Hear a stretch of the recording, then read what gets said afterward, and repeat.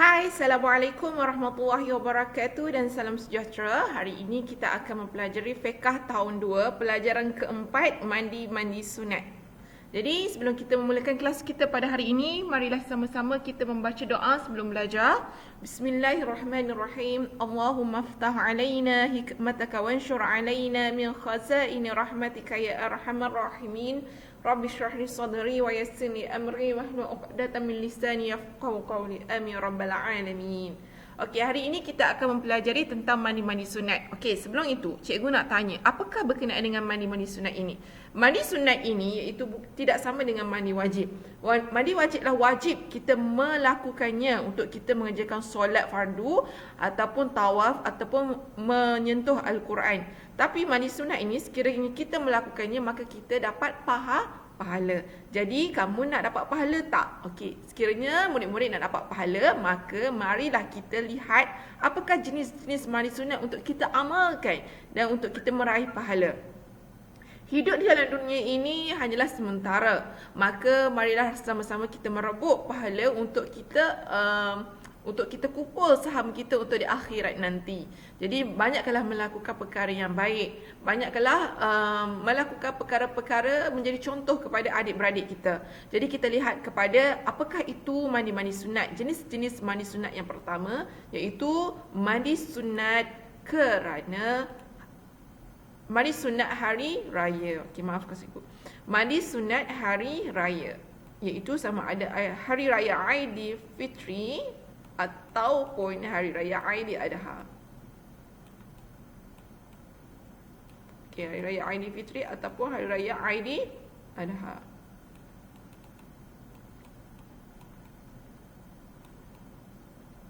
Okey. Jadi mandi sunat hari raya itu sama ada hari raya Aidilfitri ataupun hari raya Aidiladha. Jadi mandi sunat hari raya Aidilfitri ini dilakukan pada masuknya bulan Syawal.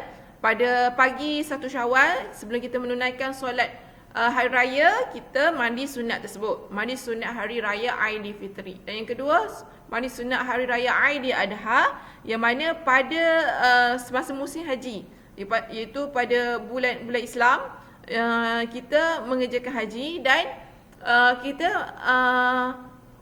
akan solat hari raya Aidiladha. Dan sebelum kita menunaikan solat sunat hari raya Aidiladha tu, kita disunatkan untuk kita mandi sunat hari raya Aidiladha. Lihatlah pada gambar ini, ramai umat Islam berpusu-pusu ke masjid menunaikan solat sunat dengan berpakaian yang cantik. Dan pada hari raya ni, Aidilfitri ini adalah satu kemenangan bagi umat Islam kerana mereka telah berpuasa 30 hari pada bulan Ramadan. Dan pada hari raya Aidiladha ini adalah satu pengorbanan bagi Nabi Ibrahim. Jadi digalakkan untuk kita mandi sunat kedua-dua hari raya ini, iaitu hari raya Aidilfitri dan hari raya Aidiladha. Dan mandi sunat gerhana, sama ada gerhana bulan ataupun gerhana matahari. Gerhana bulan tempohnya amat lama, adapun gerhana matahari tempohnya sekejap sahaja. Jadi apabila berlakunya gerhana matahari, dikabarkan kepada kita bahawasanya esok akan berlaku gerhana bulan ataupun gerhana matahari, maka dinasihatkan oleh ustazah ataupun ustaz kita untuk kita mengerjakan solat sunat gerhana. Dan sebelum kita mengerjakan solat sunat gerhana tersebut, marilah sama-sama kita mengerjakan dulu mandi sunat gerhana dan seterusnya solat sunat gerhana. Dan ada doanya untuk kita baca semasa gerhana ini berlaku. Okey. Gerhana bulan ataupun gerhana matahari ini berlaku adalah disebabkan kerana kalau kita belajar sains kan, adalah disebabkan kerana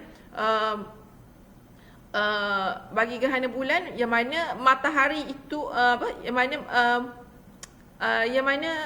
bulan itu terlindung oleh satu objek. Okey. Dan yang ketiga, mandi sunat masuk Mekah dan Madinah. Apabila kita menziarahi Mekah dan Madinah ataupun kita mengerjakan umrah ataupun mengerjakan haji, maka sunat untuk kita mandi sunat masuk Mekah dan Madinah. Mekah ini terletak di negara Arab, begitu juga dengan Madinah. Dan di Mekah terdapat Masjidil Haram, dan di dalam Masjidil Haram terdapat Kaabah. Dan Madinah ini terdapat Masjid Nabawi, dan terdapat makam Nabi Muhammad SAW, dan juga terdapat makam sahabat baginda SAW itu Umar dan Uthman di sebelah makam Nabi Muhammad SAW. Diceritakan ada seorang insan itu, dia pergi menziarahi Nabi Muhammad SAW. Dia kata, ya Rasulullah, sambil memasukkan tangannya pada birai pada makam Nabi Muhammad SAW. Jadi apabila dikeluarkan birai tersebut, didapati tangannya berbau wangi. Subhanallahil azim. Jadi inilah mujizat Nabi Muhammad SAW. Jadi digalakkan apabila kamu masuk Makkah dan Madinah, mandi sunat. Jadi mengerjakan mandi sunat ini adalah mestilah kerana Allah Subhanahu Wa Taala, bukan untuk menunjuk-nunjuk. Ada seorang insan yang mana mana dia masuk ke masjid dan dia menunaikan solat sunat. Dan orang kata subhanallah, bagusnya dia mengerjakan solat sunat. Maksud dia pun masa tengah solat pun dia berkata, saya juga mengerjakan puasa sunat. Ya Allah. Dan masa yang sama juga dia meriakkan tentang ibadahnya, itu puasa sunat tersebut. Jadi jauhkanlah kita daripada melakukan perkara yang riak tersebut. Jadi lakukan perkara sunat ini kerana Allah Subhanahu Wa Taala. Mandi sunat masuk Mekah dan Madinah. Okey. Jenis-jenis mandi sunat seterusnya itu mandi sunat selepas memandikan mayat. Okey. Seseorang itu ditugaskan untuk memandikan mayat. Jadi selepas dia memandikan mayat, dia mandi sunat selepas memandikan mayat. Mandi mayat ini adalah fardu kifayah. Jadi sekiranya dalam kampungnya tidak ada seorang pun yang melakukan mandi mayat ini, maka hukumnya seluruh kampung itu berdosa. Sekiranya ada sebahagian yang melakukan mandi mayat tersebut pada seorang mayat tersebut, maka seluruh kampung ia tidak berdosa. Jadi fardu kifayah ni sekiranya semua orang tidak melakukannya, maka semua orang berdosa di kampungnya. Dan sekiranya sebahagian melakukannya fardu kifayah tersebut, maka semua orang di kampung tidak berdosa. Begitu juga dengan solat jemaah. Solat jemaah, solat fardu di surau ataupun di masjid. Sekiranya qaryah di kampungnya itu tidak melakukan solat jemaah di kampungnya, maka berdosa seluruh kampung tersebut. Adapun sekiranya sebahagian, hanya 2 orang je, imam dan khatib je yang melakukan solat jemaah di surau ataupun di masjid, maka masalah itu tidak berdosa bagi seluruh kampungnya tersebut. Jadi berhati-hatilah dengan perkara tersebut. Jadi mandi sunat selepas memandikan mayat ini adalah perkara yang mandi sunat, dan bagi orang yang tukar mandi mayat, selepas dia memandikan mayat, disunatkan dia untuk mandi sunat selepas memandikan mayat. Okey, mandi sunat setelah pulih daripada hilang akal. Okey, itu gila. Okey, contohnya seseorang itu dia gila ataupun hilang akal dan doktor akan menasihatkannya, okey, anda telah pulih, maka saya galakkan awak untuk mandi sunat. Dan mandi sunat tersebut setelah pulih daripada hilang akal lah. Jadi apabila sudah mandi sunat tersebut, mohon doa daripada Allah Subhanahu Wa Taala agar anda dipulihkan sepenuhnya daripada hilang akal tersebut. Dan mandi sunat kerana wukuf di Arafah. Okey, apabila mengerjakan musim haji, apabila tibanya musim haji, maka dia digalakkan untuk mandi sunat kerana wukuf di Arafah. Okey, apabila musim haji, ramai umat Islam berpusu-pusu mengerjakan haji. Dan mereka sebelum ini akan belajar tentang ruku-ruku haji, berkenaan dengan sa'i, berkenaan dengan melontar jamrah dan sebagainya. Jadi ada orang pergi haji dengan tabung haji, ada pergi dengan swasta, dengan penerbangan ataupun perkhidmatan swasta. Jadi di sini cikgu nak galakkan bila mengerjakan haji atau umrah, maka jangan lupa untuk mandi sunat kerana wukuf di Arafah. Okey, seterusnya mandi sunat kerana ihram. Okey, apabila tibanya musim haji ataupun umrah, mandi sunat kerana ihram. Mandi sunat sebelum memakai ihram. Okey. Dan bagi lelaki, ihram bagi lelaki, kain ihram bagi lelaki, dia tidak berjahit berbanding perempuan. Tidak boleh bagi ihram lelaki, kain lelaki tersebut berjahit. Dan seterusnya mandi sunat kerana masuk Islam. Seseorang itu dulunya yang kafir dan masuk Islam, maka disunatkan untuknya mandi sunat kerana masuk Islam. Jadi seorang yang kafir, yang dulunya kafir, masuk Islam adalah dengan mengucap 2 kalimah syahadah, iaitu asyhadu an la ilaha illallah wa asyhadu anna Muhammadar Rasulullah. Okey. Dan mandi sunat kerana solat Jumaat. Sebelum menunaikan solat Jumaat, dia mengerjakan mandi sunat terlebih dahulu.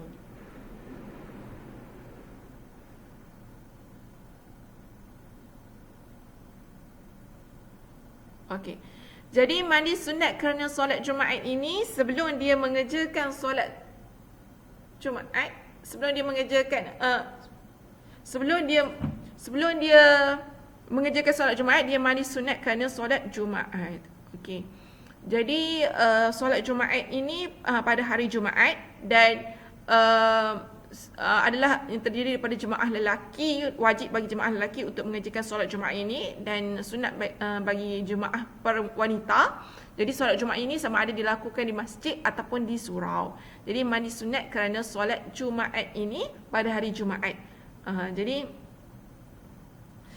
sebelum mengerjakan solat Jumaat, maka mereka akan mandi sunat terlebih dahulu. Itu adalah perkara yang sunat dan sekiranya kamu melakukannya, maka pahala yang besarlah bagi kamu sekiranya kamu melakukan perkara tersebut kerana Allah Subhanahu Wa Taala.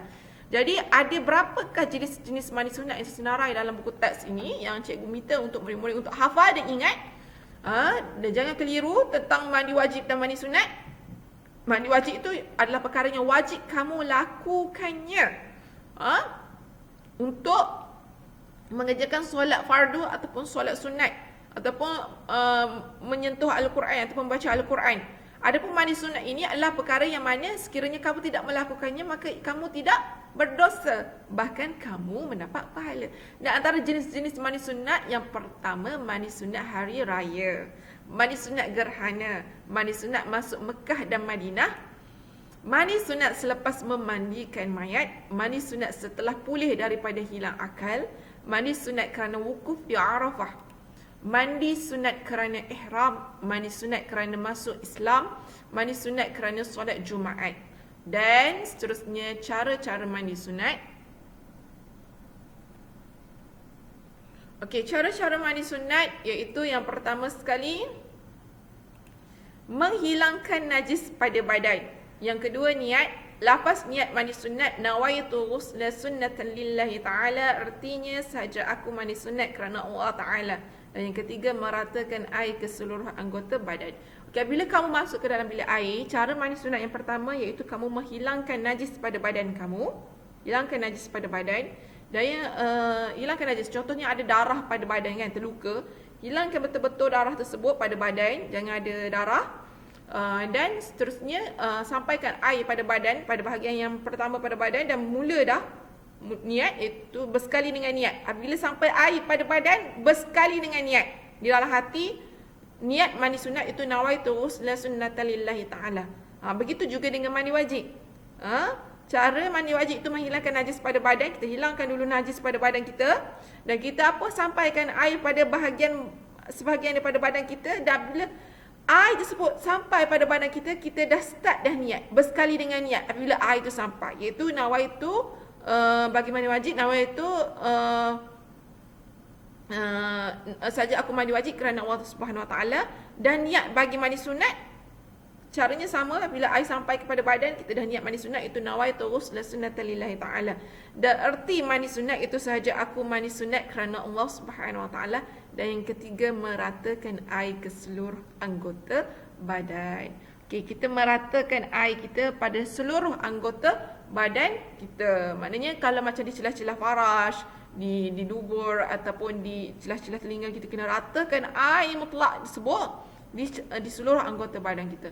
Masihkah kamu ingat tentang pembelajaran dalam tahun 1, iaitu apakah jenis-jenis air mutlak? Ada 8 jenis air mutlak. Yang pertama, air mata air, air hujan, air sungai, air laut, air perigi, air paik, air salji, dan seterusnya air embun. Ada 8 jenis air mutlak.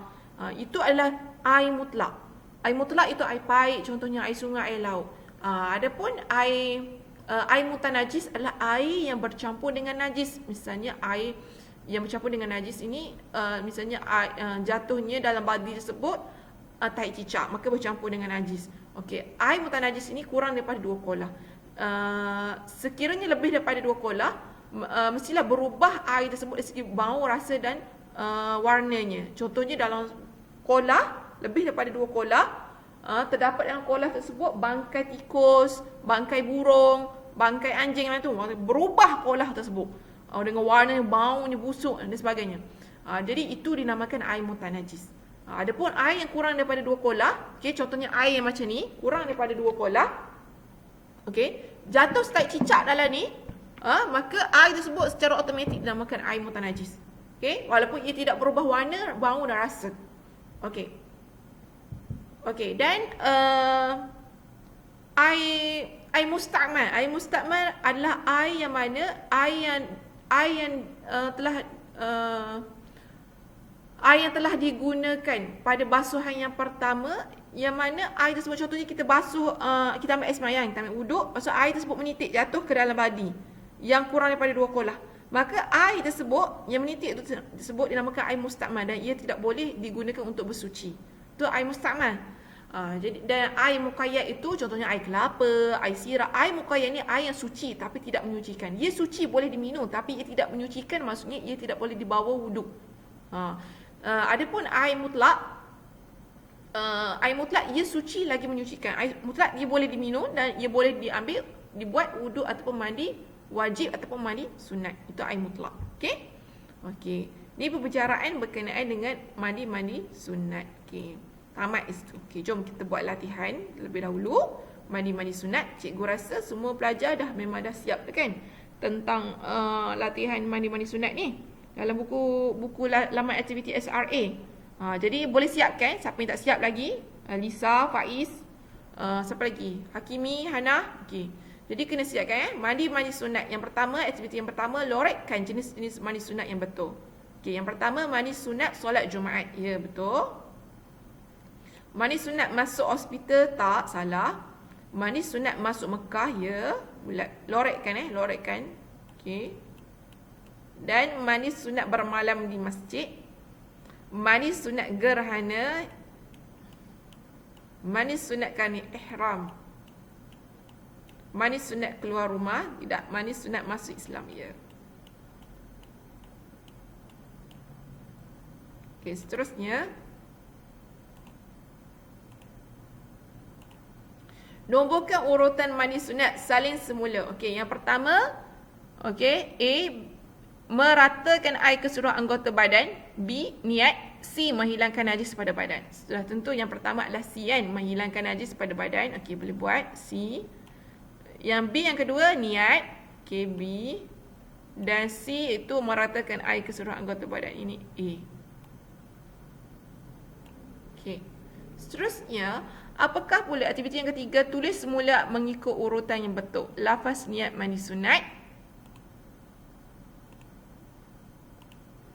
Okey, nawaitu.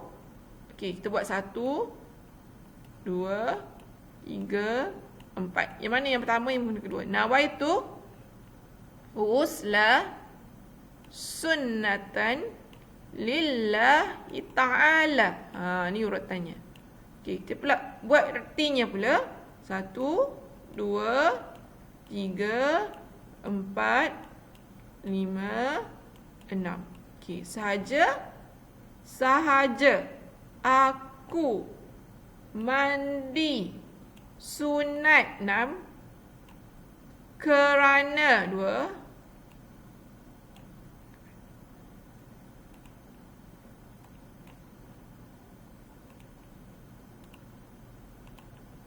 okey, kerana Allah 5, Ta'ala 4. Okey, sejak aku mandi sunat kerana Allah Ta'ala. Okey, seterusnya, padankan pernyataan mandi sunat. Okey, padankan pernyataan mandi sunat. Yang pertama, mandi sunat Jumaat dilakukan ketika, okey, mandi sunat Jumaat, mandi sunat masuk Mekah, mandi sunat kerana gerhana, mandi sunat kerana hilang akal, mandi sunat tawaf, mandi sunat masuk Islam. Yang A, dilakukan ketika hendak masuk Mekah, dilakukan ketika gerhana bulan, dilakukan ketika baru masuk Islam, apabila ingatan telah pulih, dilakukan pada hari Jumaat, apabila hendak melakukan tawaf. Jadi mandi sunat Jumaat itu dilakukan pada hari Jumaat. Mandi sunat masuk Mekah dilakukan ketika hendak masuk Mekah. Mandi sunat gerhana dilakukan ketika gerhana bulan, ya. Mandi sunat kerana hilang akal apabila ingatan telah pulih. Mandi sunat tawaf apabila hendak melakukan tawaf. Tawaf ini adalah perbuatan mengelilingi Kaabah sebanyak 7 kali. Di mana bahu dia setentang dengan batu Hajarul Aswad. Dan mandi sunat masuk Islam dilakukan ketika baru masuk Islam. Okey. Seterusnya, latihan seterusnya, aktiviti yang kelima, iaitu tulis hikmah mandi sunat yang betul. Hikmah itu kelebihan. Yang pertama, diri kepada Allah. Yang ni busuk, mendekatkan sunat, menyucikan tubuh badan. Okey. Yang pertama, diri kepada Allah, mendekatkan. Okey. Cikgu buat 2. 1, 2, 3, 4, 5. Okey. Mendekatkan diri kepada Allah. 2, mengikut sunnah Rasulullah. Subhanallah.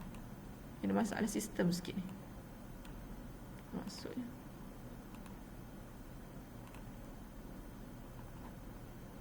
tiga, mengikut sunnah Rasulullah, membersih dan menyucikan diri dari kekotoran dan menyegarkan dan menyihatkan tubuh badan,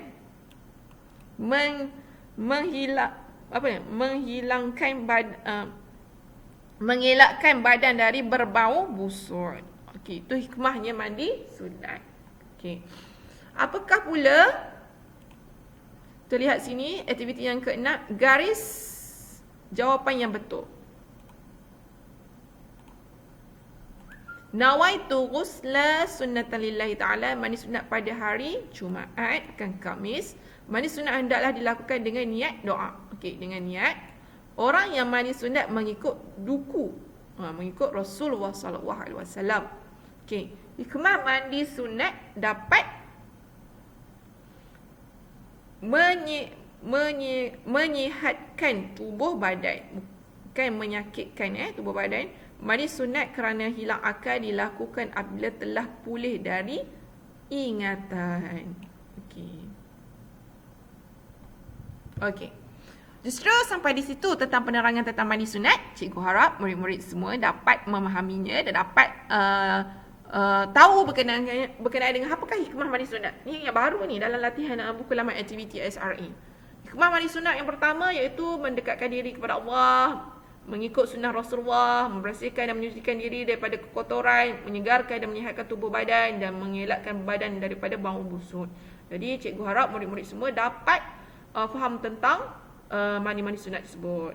Okey, sekian daripada cikgu. Wassalamualaikum warahmatullahi wabarakatuh.